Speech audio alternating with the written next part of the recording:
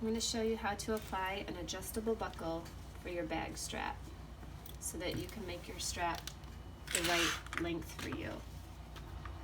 This is our strap. First, we're going to thread it up and over that middle bar, and then around the bottom D-ring, and then sew across there. That end is done. On the other end, we're going to thread it around the D-ring. Make sure it's not twisted.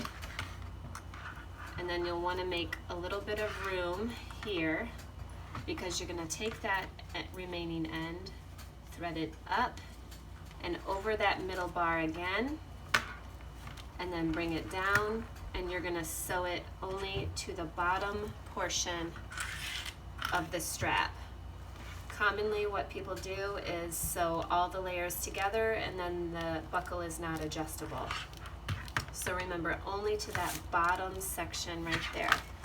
And if you look at the bag here, here's the first end around the D-ring sewn to itself, and the second end is through the D-ring back up over the bar and sewn only to that bottom section of strap.